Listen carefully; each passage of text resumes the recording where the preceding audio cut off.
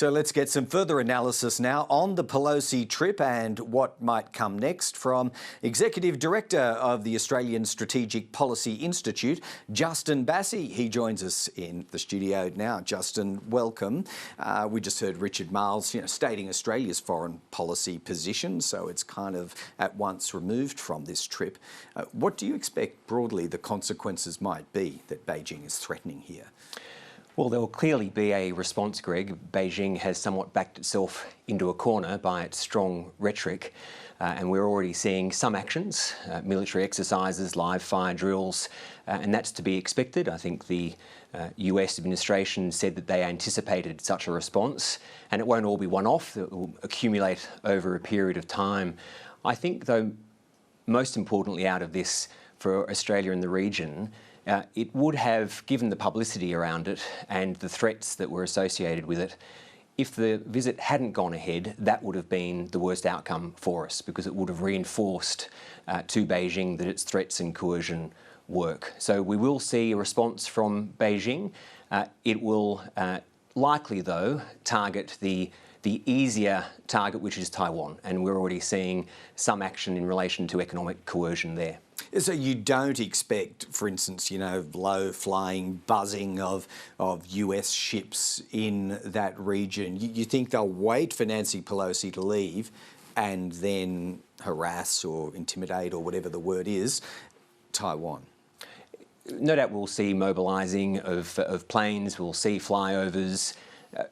I think, though, Beijing will assess what it can do without risking escalation from the Americans.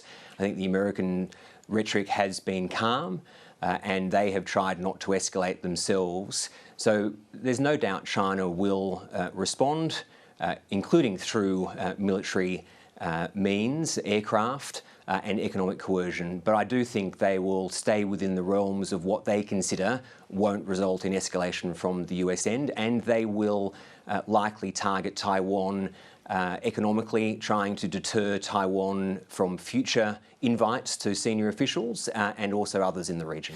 You've watched these things for a while. Do you think there was anything explicitly provocative about Nancy Pelosi going there? I note she's not the first US speaker to have done so. What do you think was the calculation that lay behind it in the first place? There's no doubt that Speaker Pelosi and the US administration would have known that such a visit would upset Beijing. I think, though, it's very important that our starting point isn't China's starting point. It's not helpful, in my view, to acknowledge that or start on the basis that such a visit could warrant or justify military threats. So the language around it would likely provoke military action, I think, is unhelpful. A military response or military threats to such a diplomatic visit is wholly unreasonable. There's no doubt, though, that the US administration would have known, and clearly they did know, that it would result in some action from Beijing, and we are beginning to see that. And just a sort of parochial Australian question, based on what you're saying there, no likely collateral risk for Australia or any assets it might have in the region? I think the Australian government has been very calibrated in its views. The Australian government is making it clear that Australia will not change its one China policy, and that's consistent with the US administration and also Speaker Pelosi's direct comments that the one China policy that the US has is not going to change.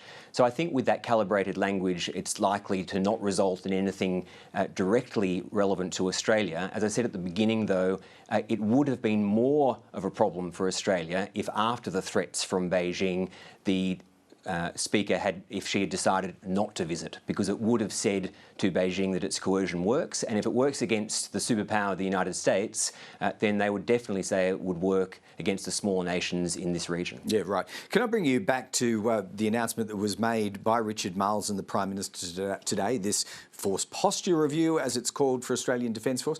Just how sweeping, how major do you think this will be, an overhaul of the ADF?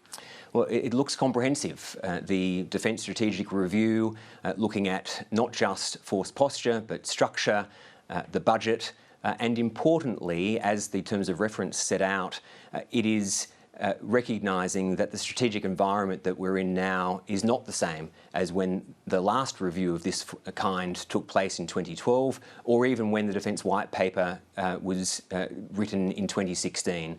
We have seen the military rise of China. We have a war in Europe. Australia's announced AUKUS. So the strategic environment has definitely changed, very timely. And I think most relevant out of the terms of reference and what the Australian government has said today is that instead of a defence review, which can often be 20 or 30 years into the future, or looking 20 or 30 years into the future, the absolute focus is the next 10 years. Is there much scope for enhanced bang from limited buck? I think the focus on the next 10 years shows that the government is after what we need in the next decade. So it will, of course, focus on how we get the capabilities that we need, including the nuclear-propelled submarines, the future frigates, in a timely way, but it also will importantly look at what capabilities we need in the next 10 years to fill any gaps that are identified. Right, this would be missiles and such. Sure. Yeah. All right, Justin Bassi, thanks for your analysis on both elements of the news happening in our region today. We'll get you back again before too long. Thank you.